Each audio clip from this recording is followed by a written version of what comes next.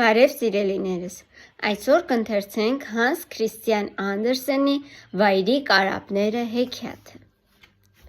Հեռու, շատ հեռու այն երկրում, ուր ձմռանը չվում են մեր ծիծեռնակները, մի թագավոր էր ապրում։ Նա 11 որդի ուներ և 1 դուստր, որի անունն Էլիզա էր։ 11 արքայազն եղբայրները դպրոց էին գնում կրծքներին աստղեր, իսկ գոտիներից թրեր կախած։ Նրանք ադամանդե գրիչներով գրում էին ոսկե գրատախտակների վրա և հիանալի էին կարդում թե գրքից, թե առանց գրքի անգիր։ Իհարկե, այսքան լավ կարդալ կարող էին միայն իսկական արքայազնները։ Երբ արքայազնները դպրոցում էին, նրանց քույրը Էլիզան նստում էր հայելու ապակուց պատրաստված նստարանին և ուշադիր զննում էր պատկերազարդ գիրքը, որը կես թագավորության գինն ուներ։ Այո, երեխաները լավ էին ապրում, բայց երջանկությունը երկար չտևեց։ Մահացավ նրանց մայրիկը և թագավորը նորից ամուսնացավ։ Խորթ մայրը չար կախարդ էր և չէր սիրում խեղճ երեխաներին։ Հենց առաջին օրը, երբ պալատում թագավորի հարսանիքն էր, երեխաները զգացին, թե ինչ չար է իրենց խորթ մայրը։ Երեխաները հյուր էին խաղում և թագուհուն խնդրեցին, որ իրենց կարկանդակներ և խորոված խնձոր տա հյուրերին կերակրելու համար։ Սակայն խորթ մայրը նրանց 1 թեյ գդալ շաքարավազ տվեց և ասաց. «Սա էլ է ձեզ բավական»։ Անցավ ևս 1 շաբաթ, և խորթ մայրը որոշեց ազատվել Էլիզայից։ Նա արքայադստերն ուղարկեց գյուղ և ինչ-որ գյուղացիների տվեց, որ դաստիարակեն։ Իսկ հետո չար կինը սկսեց թագավորին խեղճ արքայազնների մասին այնպիսի բաներ պատմել, այնքան զզվելի բաներ, որ հայրն այլևս չէր ուզում տեսնել իր որդիներին։ Եվ ահա թագուհին հրամայեց իր մոտ բերել արքայազներին, և երբ նրանք մոտեցան իրեն, ճչաց. «Թող ձեզնից յուրաքանչյուրը սև ագռավ դառնա, հեռու թռեք պալատից և ինքներդ ձեզ համար ուտելիք ճարեք»։ Բայց նրան չհաջողվեց չարագործությունն ավարտին հասցնել։ Արքայազնները ոչ թե սև, անճոռնի ագռավներ դարձան, այլ վայրի գեղեցիկ կարապներ։ Ճչալով դուրս թռան պատուհաններից և սուրացին այգիների ու անտառների վրայով։ Վաղ առավոտ էր, երբ 11 կարապները թռչում էին մի խրճիթի վրայով, որտեղ մուշ-մուշ քնած էր նրանց քույրը Էլիզան։ Նրանք պտտվում էին տանիքի վերևում, իրենց երկար վզերն առաջ ձգելով և փետուրները թափահարելով, բայց նրանց ոչ ոք չէր տեսնում և չէր լսում։ Այդպես էլ հեռացան առանց քրոջը տեսնելու։ Բարձր դեպի ամպերը սլացան և թռան մեծ, մութ անտառը, որը ձգվում էր մինչև ծովը։ Իսկ խեղճ Էլիզան ապրում էր գյուղական խրճիթում։ Օրերով խաղում էր կանաչ տերևիկով, որովհետև ուրիշ խաղալիք չուներ։ Նա տերևի վրա մի անցք էր սարքել և դրա միջով նայում էր արևին։ Նրան թվում էր, թե տեսնում է իր եղբայրների լուսավոր աչքերը։ Օրերն անցնում էին։ Երբեմն քամին օրորում էր վարդի թփերը, որոնք փթթել էին տան մոտ, և հարցնում էր վարդերին. «Կա՞ մեկը, որ ձեզնից գեղեցիկ է»։ Եվ վարդները գլուխները խոնարհելով պատասխանում էին. «Էլիզան մեզնից գեղեցիկ է»։ Վերջապես Էլիզան դարձավ 15 տարեկան, և գյուղացիները նրան տուն պալատ ուղարկեցին։ Թագուհին տեսավ, թե որքան ճքնաղ է իր խորթ դուստրը, և ավելի շատ ատեց Էլիզային։ Չար խորթ մայրը ուզում էր Էլիզային էլ եղբայրների նման վայրի կարապի վերածել, բայց չէր կարող, թագավորը ցանկանում էր տեսնել դստերը։ Վաղ առավոտյան թագուհին գնաց իր մարմարե լոգասենյակը, զարմանահրաշ գորգերով և փափուկ բարձերով զարդարված։ Լոգարանի անկյունում նստած էին 3 դոդոշներ։ Թագուհին նրանց ձեռքն առավ և հերթով համբուրեց, հետո ասաց առաջին դոդոշին. «Երբ Էլիզան մտնի լոգարան, նստի նրա գլխին, թող դառնա նույնքան ծույլ և տխմար, որքան դու ես»։ Երկրորդ դոդոշին թագուհին ասաց. «Իսկ դու թռիր նստիր Էլիզայի ճակատին, թող նա նույնքան այլանդակ դառնա, որքան դու ես։ Այդ ժամանակ նրան հարազատ հայրն էլ չի ճանաչի»։ «Դու», շշնջաց թագուհին երրորդ դոդոշին, «կպառկես նրա սրտի վրա, թող չար դառնա, որ ոչ ոք նրան չսիրի»։ Եվ թագուհին 3 դոդոշներին նետեց մաքուր ջրի մեջ։ Ջուրն անմիջապես կանաչեց և պղտորվեց։ Խորթ մայրը կանչեց Էլիզային, հանեց նրա հագուստը և հրամայեց ջուրը մտնել։ Հենց արքայադուստրը ոտքը դրեց ջրի մեջ, մի դոդոշը թռավ նրա ծոծրակին, մյուսը ճակատին, իսկ երրորդը կրծքին։ Սակայն Էլիզան դա չնկատեց, իսկ 3 դոդոշները դիպչելով աղջկան վերածվեցին 3 կարմիր կակաչների։ Եվ Էլիզան ջրից նույնքան գեղեցիկ դուրս եկավ, որքան մտել էր։ Այդ ժամանակ չարթագուհին արքայադստեր վրա ընկույզի հյութ քսեց եւ խեղճ Էլիզան լրիվ սևացավ։ Իսկ հետո աղջկա դեմքին գարշահոտ մածուկ քսեց եւ խառնեց նրա շքեղ մազերը։ Այ հիմա ոչ ոք չէր ճանաչի Էլիզային։ Նույնիսկ հայրը նրան տեսնելով վախեցավ եւ ասաց, որ նա իր դուստրը չէ։ Ոչ ոք Էլիզային չէր ճանաչում, միայն ծեր շունը բարեկամաբար հաչեց եւ վազեց նրա մոտ։ Մեկ էլ ծիծեռնակները, որոնց աղջիկը հաճախ էր կերակրում փշրանքներով, նրա համար ծլվլացին։ Բայց ով ուշադրություն կդարձներ խեղճ կենդանիների վրա։ Դառը լաց եղավ Էլիզան եւ գախնի հեռացավ պալատից։ Ամբողջ օրը թափառեց դաշտերի եւ ճահիճների միջով գնաց դեպի անտառը։ Էլիզան ինքն էլ լավ չգիտեր ուր պիտի գնար։ Նա անընդհատ մտածում էր եղբայրների մասին, որոնց չար խորթ մայրը նույնպես վռնդել էր հայրական տնից։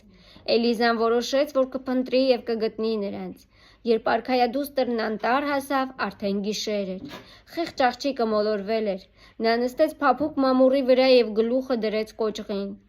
Անտառում լուռ էր եւ տաք։ Հազարավոր լուսատտիկներ կանաչ փոքրիկ կրակների պես կայծկլտում էին խոտի մեջ։ Իսկ երբ Էլիզան ձեռքով դիպավ թփին, ինչ-որ փայլուն բզեզներ թափվեցին տերևներից, ասես աստղային անձրև լիներ։ Ողջ գիշեր աղջիկը երազում եղբայրներին էր տեսնում։ Իրենք բոլորը երեխաներ էին, միասին խաղում էին, ադամանդներ գրիչներով գրում էին ոսկեգրատախտակին, թերթում պատկերազարդ հրաշք գիրքը, որն արժեր թագավորության կեսը։ Գրքի պատկերները կենդանի էին, թռչունները երգում էին, իսկ մարդիկ դուրս էին թռչում գրքից եւ խոսում Էլիզայի եւ նրա եղբայրների հետ։ Սակայն հենց աղջիկը շրջում էր էջը, մարդիկ հետ էին սուզվում, թե չէ պատկերներում խառնաշփոթ կառաջաներ։ Երբ Էլիզան արթնացավ, արևն արդեն շատ բարձր էր։ Նա նույնիսկ չկարողացավ տեսնել այն, միայն ոսկե շողերն էին ճախրում երկնքում եւ ճեղքում ծառերի խիտ սաղարթը։ Խոտի անուշ բույրն էր տարածվել եւ թռչունները համարյա նստում էին աղջկա ուսերին։ Մոտակայքում քչքչում էին արվակները, որոնք թափվում էին ավազե հատակով հրաշք լճակի մեջ։ Լճակը շրջապատված էր խիտ թփերով, սակայն մի տեղում եղնիկներն արահետ էին սարքել, եւ Էլիզան կարողացավ իջնել այնքան թափանցիկ ջրի մոտ, որ եթե քամին չտատաներ ծառերի եւ թփերի ճյուղերը, կարելի էր մտածել, թե դրանք պատկերված են հատակին։ Ահա թե ինչքան պարզ էր արտացոլվում ջրում յուրաքանչյուր տերև, թե արևից լուսավորված, թե ստվերով ծածկված։ Էլիզան ջրում տեսավ իր դեմքը եւ շատ վախեցավ, որովհետեւ այն սև էր ու այլանդակ։ Սակայն նա ձեռքերում ջուր հավաքեց, լվաց աչքերն ու ճակատը եւ դեմքը նորից սպիտակեց, ինչպես առաջ էր։ Այդ ժամանակ Էլիզան հանեց շորերը եւ մտավ մաքուր զով ջրի մեջ։ Անմիջապես լվացվեցին ընկույզի հյութը եւ գարշահոտ մածուկը, որոնցով խորթ մայրը պատել էր աղջկան։ Հետո Էլիզան հագնվեց, հյուսեց իր երկար մազերը եւ առաջ գնաց անտառով, ինքն էլ չիմանալով թե ուր։ Ճանապարհին տեսավ վայրի խնձորենի, որի ճյուղերը թեքվել էին պտուղների ծանրությունից։ Էլիզան խնձոր կերավ, ճյուղերի տակ փայտ դրեց, որ չծրվեն եւ առաջ գնաց։ Շուտով նա մտավ անտառի խորքը։ Այստեղ ոչ մի թռչուն չէր հասնում, արևի ոչ մի շող չէր թափանցում խառնիխուռն ճյուղերից ներս։ Ծառերի բարձր բները կանգնած էին խիտ շարքերով, ասես գերաններից կառուցված պատեր լինեին։ Շուրջն այնքան լուռ էր, որ Էլիզան հաճախ լսում էր սեփական քայլերի ձայնը, բոլոր չոր տերևների շրշյունը, որոնք ընկնում էին նրա ոտքի տակ։ Էլիզան դեռ երբեք այդպիսի խուլ տեղում չէր եղել։ Գիշերը լրիվ մթնեց, իսկ լուսատտիկները չէին երևում մամուռի մեջ։ Էլիզան պառկեց խոտին եւ քնեց։ Վաղ առավոտյան նա շարունակեց ճամփան ու հանկարծ մի պառավի հանդիպեց, հատապտուղներով զամբյուղը ձեռքին։ Պառավն աղջկան մի բուռ հատապտուղ տվեց, իսկ Էլիզան նրան հարցրեց, թե արդյոք անտառով չեն անցել 11 արքայազները։ Ոչ, ասաց պառավը, արքայազներին ես չեմ տեսել, բայց երեկ այստեղ գետի մոտ 11 կարապների եմ տեսել, գլուխներին ոսկե թագեր։ Եվ պառավն Էլիզային տարավ զառիթափի մոտ, որի տակ հոսում էր գետը։ Աղջիկը հրաժեշտ տվեց ծեր կնոջը եւ գնաց գետի ափով։ Երկար քայլեց Էլիզան։ Արևն արդեն մայր էր մտնում, երբ Էլիզան տեսավ վայրի կարապներին։ Նրանք թռչում էին մեկը մյուսի հետևից և նման էին երկար ճերմակ ժապավենի։ 11 էին, յուրաքանչյուր կարապի գլխին շողշողում էր ոսկե փոքրիկ թագ։ Էլիզան թաքնվեց ժայռի հետևում թփերի մեջ։ Կարապներն իջան նրանից ոչ հեռու և թափահարեցին իրենց մեծ ճերմակ թևերը։ Հենց այդ րոպեին արևը թաքնվեց ջրի տակ, և հանկարծ կարապների վրայից ընկան նրանց ճերմակ փետուրները, և արդեն ոչ թե 11 կարապներ էին կանգնած Էլիզայի առջև, այլ 11 ճգնաղ արքայազներ։ Էլիզան ճչաց։ Նա անմիջապես ճանաչել էր իր եղբայրներին, չնայած երկար տարիների ընթացքում նրանք շատ էին փոխվել։ Էլիզան նրանց գիրկն ընկավ և սկսեց դիմել ամեն մեկին իր անունով։ Եղբայրները շատ ուրախացան, որ գտել են քույրիկին, որը մեծացել է և իսկական գեղեցկուհի է դարձել։ Էլիզան և եղբայրները լալիս էին ու ծիծաղում, իսկ հետո նրանք իրար պատմեցին այն ամենը, ինչ իրենց հետ պատահել էր։ Արքայազներից ավագն ասաց Էլիզային. «Մենք վայրի կարապների կերպարանքով թռչում ենք ամբողջ օրը, արշալույսից մինչև մայրամուտ, իսկ երբ արևը մայր է մտնում, նորից մարդ ենք դառնում։ Եվ ահա մայրամուտի ժամին շտապում ենք գետնին իջնելու։ Եթե մենք մարդ դառնանք բարձր ամպերի մեջ թռչելու ժամանակ, ապա անմիջապես գետնին կընկնենք և կջախջախվենք։ Մենք այստեղ չենք ապրում։ Հեռու ծովի հետևում նույնքան ճգնաղ երկիր կա, որքան սա է։ Բայց այնտեղ տանող ճանապարհը շատ երկար է, պետք է թռչել անցնել ողջ ծովը, իսկ ճանապարհին ոչ մի կղզի չկա, որ մենք գիշերն անցկացնենք։ Միայն ծովի մեջտեղում է դուրս ցցվել մի ժայռ, բայց նա այնքան փոքր է, որ մենք կարող ենք միայն կանգնել նրա վրա, այն էլ իրար կպած։ Երբ ծովում փոթորիկ է, ալիքների ցայտերը մեր գլխի վրայով են թռչում, բայց եթե այդ ժայռը չլիներ, մենք երբեք չէինք կարողանա հասնել մեր հարազատ երկիրը։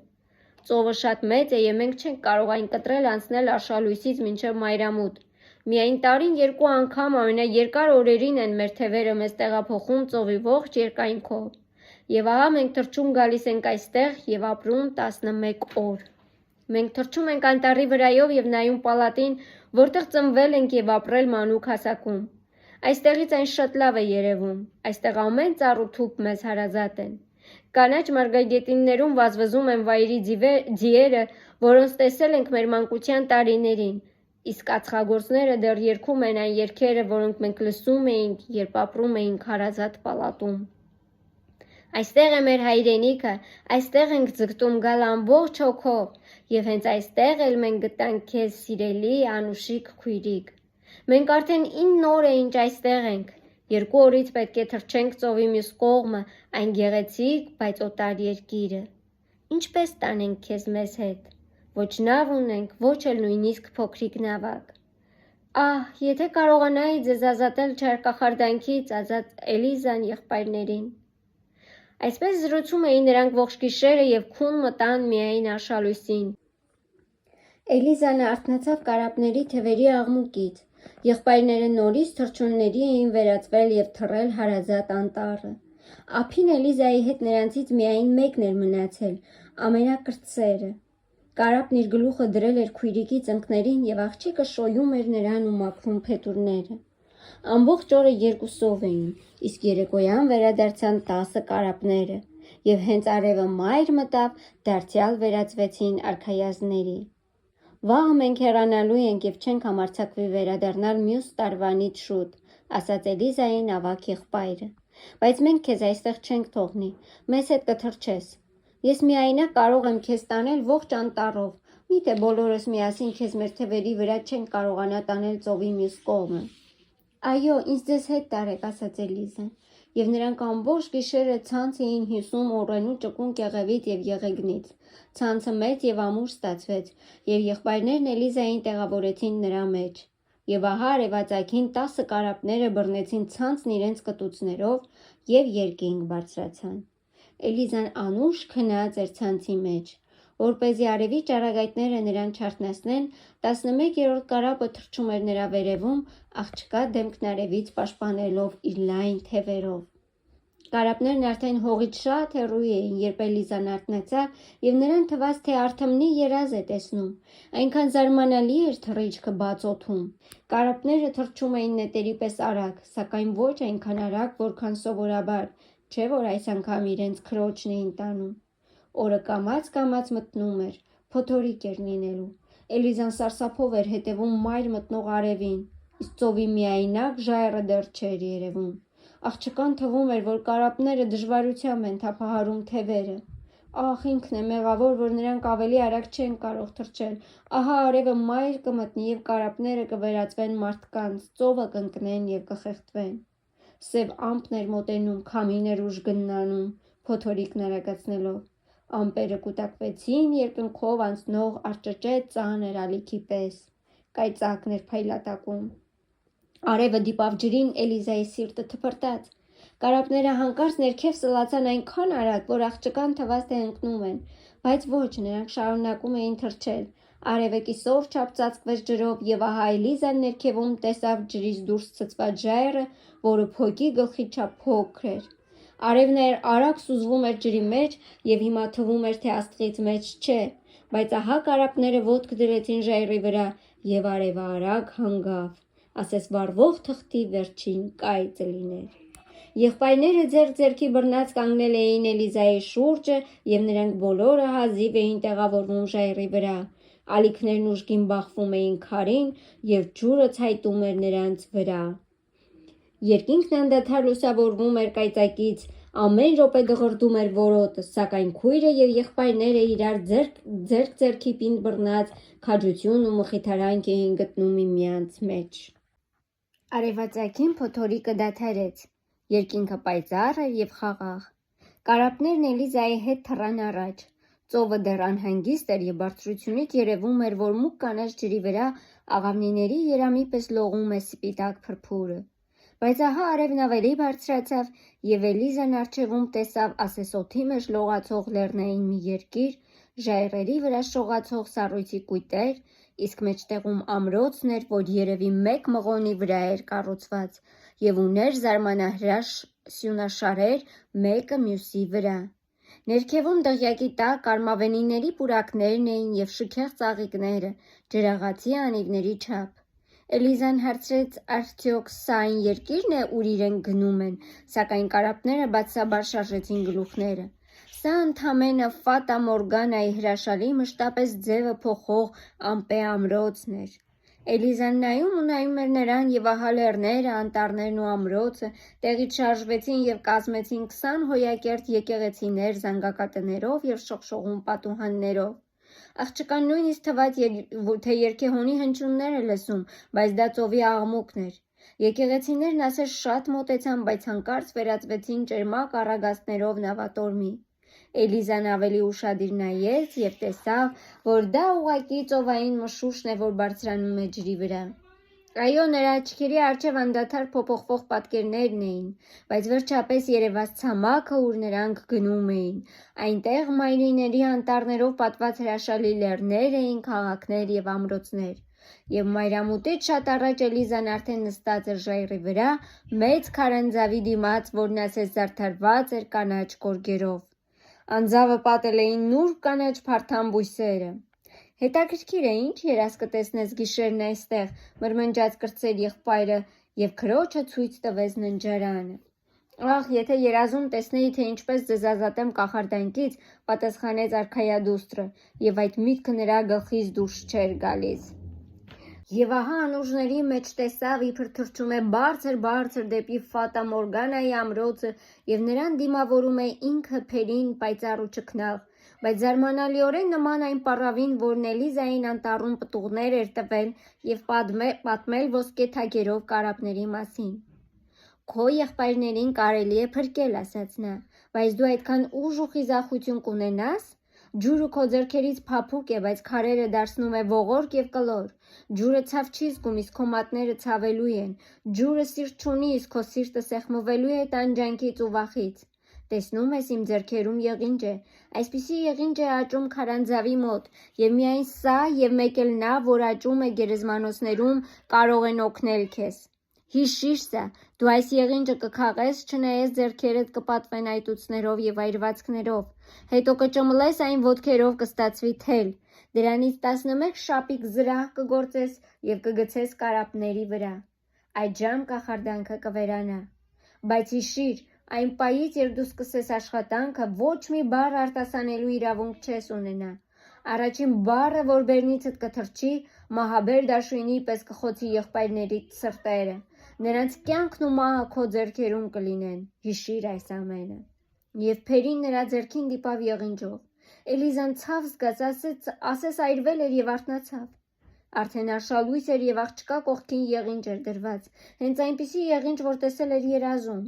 Էլիզան դուրս եկավ քարանձավից եւ գործի անցավ։ Նուրբ ձեռքերով պոկում էր չար աճող եղինջը, ձեռքերը պատվում էին այտուցներով, բայց աղջիկն ուրախությամբ էր դիմանում ցավին, միայն թե փրկեր սիրելի եղբայրներին։ Բոբիկ ոտքերով ճմլում էր եղինջը, հետո կանաչ թել մանում։ Բայց ահա արևը մայր մտավ, եղբայրները վերադարձան քարանձավ եւ սկսեցին քրոջը հարց ու փորձ անել, թե ինչով է զբաղվել, երբ իրենք այստեղ չէին։ Բայց Էլիզան նրանց ոչ մի բառով չպատասխանեց։ Եղբայրները շատ վախեցան, տեսնելով, որ իրենց քույրը համր է դարձել։ Մեր չար խորթ մորնոր կախարդությունն է, մտածեցին նրանք։ Բայց երբ նայեցին քրոջ ձեռքերին, հասկացան, թե ինչ է ուզում անել նա իրենց փրկելու համար։ Կրտսեր եղբայրը լաց եղավ, արցունքները թափվում էին քրոջ ձեռքերին եւ այնտեղ, որտեղ ընկնում էին, ցավը մեղմանում էր, այրող այտուցները անհետանում։ Էլիզան ողջ գիշեր աշխատեց, չէ որ հանգիստ չէր ունենա, մինչև չազատեր սիրելի եղբայրներին։ Հաջորդ օրն էլ, քանի դեռ կարապները թռչում էին, աղջիկը մենակ էր, բայց դեռևս երբեք նրա ժամանակն այսքան արագ չէր անցել։ Առաջին զրահ շապիկը պատրաստ էր եւ Էլիզան սկսեց գործել հաջորդը, երբ հանկարծ սարերում հնչեց որսորդական փողերի ձայնը։ Էլիզան վախեցավ, իսկ ձայնը մոտենում էր, լսվում էր շների հաչոցը։ Աղջիկը փախավ քարանձավը, հավաքած եղինջից մի կապոտ սարքեց եւ նստեց դրա վրա։ Թփերի հետևից դուրս թռավ մի մեծ շուն, նրա հետևից երկրորդը, երրորդը։ Շները բարձր հաչում էին ու դեսուդեն վազում քարանձավի մուտքի մոտ։ Մի քանի րոպե անց այստեղ հավաքվեցին բոլոր որսորդները։ Նրանցից ամենագեղեցիկը երկրի թագավորն էր։ Նա մոտեցավ Էլիզային։ Թագավորը երբեք այսպիսի գեղեցկու չէր հանդիպել։ Ինչպես ես հայտնվել այստեղ, չքնաղ աղջիկ, հարցրեց նա, բայց Էլիզան միայն գլուխը տարուբերեց։ Չէ որ խոսելու իրավունք չուներ, դրանից էին կախված իր եղբայրների կյանքն ու փրկությունը։ Ձեռքերը թաքցրեց գոգնոցի տակ, որ թագավորը չտեսնի այտուցներն ու քերծվածքները։ Գնանք ինձ հետ, ասաց թագավորը, սա քո տեղը չէ։ Եթե դու նույնքան բարի ես, որքան գեղեցիկ ես, ես քեզ կզուգեմ մետաքսե եւ թավշե հագուստներով, գլխիդ ոսկե թակ կդնեմ եւ դու կապրես իմ հոյակերտ պալատում։ Եվ աղջկան նստեցրեց իր ձիու վրա։ Էլիզան լալիս էր, բայց թագավորն ասաց. Ես ուզում եմ, որ դու երջանիկ լինես, մի օր կհասկանաս եւ երախտապարտ կլինես ինձ։ Եվ տարավ արքայադստերը սարերի միջով, իսկ որսորդները գնում էին նրանց հետևից։ Երեկոյան նրանց աչքերի առջև բացվեց թագավորի հոյակապ մայրաքաղաքը պալատներով եւ աշտարակներով, եւ թագավորն Էլիզային առաջնորդեց իր պալատը։ Բարձր մարմարե սրահներում քչքչում էին շատրվանները, իսկ պատերն ու առաստաղները զարդարված էին գեղեցիկ պատկերներով, բայց Էլիզան ոչ մի բանի չէր նայում, նա լալիս էր ու տանջվում։ Աղախինները գրեթե անշարժ ասեսանկենթան աղջկան արքայական զգեստներ հագցրին, մազերի մեջ հյուսեցին մարգարտազար ժապավեններ եւ այրված ձեռքերը ծածկեցին նուրբ ձեռնոցներով։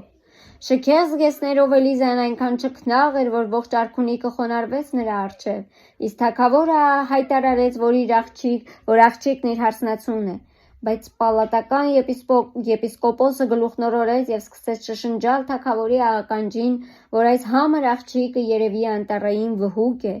բոլորի աչքերին թոզ է փչել եւ կախարդել թագավորին։ Սակայն արքան նրան ականջ չդրեց, նշան արեց երաժիշտներին, հրամայեց կանչել լավագույն պարուհիներին եւ ընտիր ուտեստներ մատուցել, իսկ ինքը Էլիզային բուրումնավետ այգիների միջով տարավ շքեղ սենյակը։ Բայց աղջկա աչքերում եւ շուրթերին ժպիտ չկար, միայն տխրություն էր, ասես միայն դա էր իր ճակատագիրը։ Բայց ահա արքան բաց արեց նրա ննջասենյակին կից փոքրիկ սենյակի դուռը։ Սենյակի պատերին կախված էին շքեղ կանաչ գորգեր, այն հիշեցնում էր քարանձավը, որի մոտ գտել էին Էլիզային։ Գետնին եղնջից մանված թելի կապոցն էր, իսկ առաստաղին մոտ կախված էր աղջկա գործած զրահ շապիկը։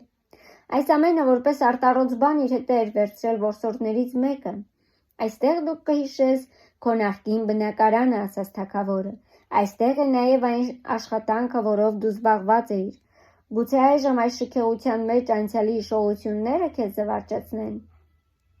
Էլիզան տեսավ իր եղինջն ու գործած շապիկը, ուրախ ժպտաց եւ այտերը շարագունեցին։ Նա մտածեց եղբայրների փրկության մասին եւ համբուրեց թագավորի աչը, իսկ արքան աղջկան սրտին սեղմեց։ Պալատական եպիսկոպոսը սակայն առաջվա պես թագավորի ականջին չար խոսքեր էր շշնջում, բայց դրանք արքայի սրտին չէին հասնում։ Մյուս օրը հարսանիք արեցին։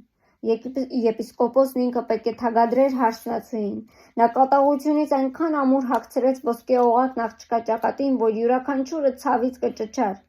բայց Էլիզան դա նույնիսկ չնկատեց։ Մեկ այլ օղակ էր սեղմում նրա սիրտը, եղբայրներին փրկելու հոգսը։ Աղջկա շուրթերն առաջվա պես փակ էին, որովհետև մեկ բառն էլ կարող էր նրա եղբայրներին կյանքից զրկել, բայց նրա աչքերում լուսավոր ու ջերմ սերն էր բարի թագավորի հանդեպ, որն ամեն ինչ էր անում հարսնացուին ուրախացնելու համար։ Օր-օրի Էլիզան ավելի ու ավելի էր կապվում արքային։ Ահ, եթե կարողանար նրան պատմել իր տանջանքների մասին։ Բայց աղջիկը պետք է լռեր, իր գործը պետք է լուռ ու մունջ աներ։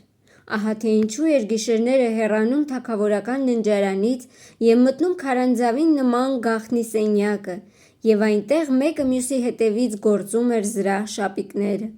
Սակայն երբ սկսեց 7-րդը, թելը վերջացավ։ Էլիզան գիտեր, որ անհրաժեշտ եղինջը կարող էր գտնել գերեզմանոցում, եւ հենց ինքը պետք է այն քաղեր։ Ինչ աներ։ Ահ, ինչ է իմ մատների ցավը սրտիս տանջանքի համեմատությամբ, մտածում էր Էլիզան։ Ես պետք է համարձակ լինեմ։ Նրա սիրտը կծկվում էր վախից, ասես հանցանք էր գործում, երբ լուսնկա գիշերով մտնում էր այգի եւ այնտեղից երկար արահետներով ու դատարկ փողոցներով գնում էր գերեզմանոց։ Լայն շիրմաքարերին նստած էին անճոռնի վհուկներ եւ չար աչքերը չռել էին նրա վրա, սակայն նա հավաքեց եղինջը եւ վերադարձավ պալատ։ Մեկ մարդ էլ կար, որ այդ գիշեր չէր քնել, եպիսկոպոսն էր։ Նա տեսել էր աղջկան եւ ստացվում էր, որ ինքը ճիշտ էր, երբ կասկածում էր, որ թագուհին ազնիվ չէ։ Ուրեմն իսկապես նա վհուկ է եւ կարողացել է կախարդել թե թագավորին, թե ժողովրդին։ Առավոտյան եպիսկոպոսը եկավ արքայի մոտ եւ պատմեց նրան գիշերով տեսածը։ Վռնդիր նրան, արքա, նա չար վհուկ է, շշնջում էր եպիսկոպոսը։ Սուտ է, Էլիզան անմեղ է, պատասխանեց թագավորը, բայց կասկածը այնուամենայնիվ սողոսկեց նրա սիրտը։ Գիշերը թագավորը ձևացրեց, թե քնած է, եւ ահա նկատեց, որ Էլիզան վեր կացավ եւ դուրս եկավ ննջասենյակից։ Եվ ամեն գիշեր նույնն էր, ամեն գիշեր նա հետևում էր կնոջը եւ տեսնում, թե ինչպես է թագուհին թաքնվում իր գաղտնի սենյակում։ Թագավորն օր-օրի մռայլվում էր։ Էլիզան դա տեսնում էր, բայց չէր հասկանում պատճառը։ Նա վախենում էր եւ սիրտը ցավում էր եղբայրների համար։ Թագուհու թավշակարմիր զգեստը ծածկվում էր դառն արցունքներով, որոնք ադամանդների պես էին փայլում, եւ մարդիկ նրան տեսնելով շքեղ հանդերձանքի մեջ նախանձում էին։ Բայց շուտով, շատ շուտով աշխատանքը կավարտվի։ Մնացել էր միայն մեկ շապիկ եւ նորից թելը վերջացավ։ Մեկ անգամ էլ, վերջին անգամ էլ պետք է գնար գերեզմանոց եւ մի քանի կապ եղինջ քաղեր։ Վախով էր մտածում ամայի գերեզմանոցի եւ սարսափելի վհուկների մասին, բայց նրա կամքն անկոտրում էր։ Էլիզան գիշերը գաղտնի դուրս եկավ պալատից, բայց թագավորն ու եպիսկոպոսը հետևում էին նրան եւ տեսան, որ աղջիկը մտավ գերեզմանոց։ Ինչ էր անում թագուհին գիշերով գերեզմանոցում։ Տղամարդիկ մոտեցան դարպասին եւ տեսան շիրմաքարի վրա նստած վհուկներին։ Հիմա ինքդ ես տեսնում, որ նա չար վհուկ է, ասաց եպիսկոպոսը եւ պահանջեց, որ Էլիզային այրեն խարույկի վրա։ Թող նրան ժողովուրդը դատի, ասաց թագավորը, եւ ժողովուրդը վճռեց այրել թագուհուն խարույկի վրա։ Արքայական շքեղ պալատից Էլիզային տարան մռայլ եւ խոնավ նկուղ ճաղապատ պատուհանով, որից սուլոցով ներս էր թափանցում քամին։ Թավշի եւ մետաքսի փոխարեն նրան որպես բարձ տվեցին գերեզմանոցում հավաքած եղնջի կապոցը, իսկ կոշտ այրող շապիկները պետք է դառնային նրան վերմակն ու ներքնակը։ Բայց Էլիզան ավելի լավ նվեր չէր սպասում, նա նորից գործի անցավ։ Փողոցային տղաները նրա պատուհանի տակ ծաղրական երգեր էին երգում և ոչ ոք նրա համար մխիթարանքի խոսքեր չէր գտնում։ Արդեն երեկո էր։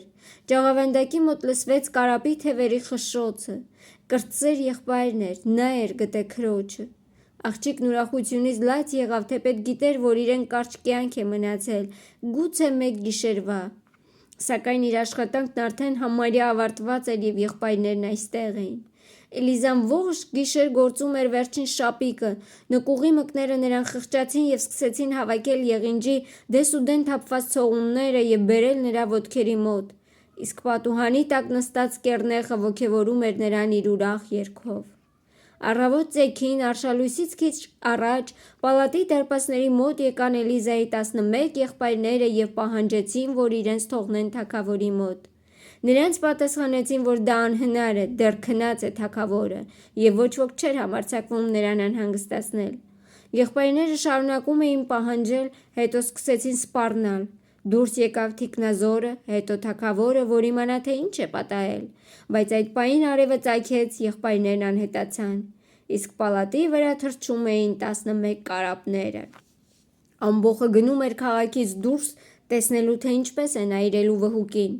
Մի թշվառ ձի էր տանում այն սայլը, որի վրա նստած էր Էլիզան։ Նրա վրա գցել էին կոշտ ու կոպիտ կտորից մի ցնցոտի։ Նրա շքեղ վարսերը թափվում էին ուսերին, դեմքը սփռտնած էր։ Անգույն շուրթերն անձայն շարժվում էին, իսկ մատները գործում էին կանաչ շապիկը։ Նույնիսկ մահապատժի ճանապարհին նա ձեռքից բաց չէր թողնում իր աշխատանքը։ Աղջկա ոտքերի մոտ էին 10 զրահ շապիկները, իսկ 11-րդը դեռ գործում էր։ Ամբոխը ծաղրում էր նրան։ Նայեք վհուկին, ոչ մի կերպ չի բաժանվում իր կախարդական բաներից, գոռում էին ամբոխից։ Խլենք դրանք նրանից և բզիկ անենք։ Ամբոխը նետվեց Էլիզայի վրա և ուզում էր պատառոտել եղինջը շապիկները, բայց հանկարծ թռան եկան 11 կարապները, շրջապատեցին սայլը և սկսեցին թափահարել իրենց հզոր թևերը։ Ամբոխը վախից այսուայն կողմ ցրվեց։ Ճերմակ կարապներ են իջե երկնքից, թագուհին անմեղ է, շշնջում էին շատերը, բայց չէին համարձակվում բարձրաձայն ասել։ Եվ ահա դահլիճը բռնում է Էլիզայի ձեռքը,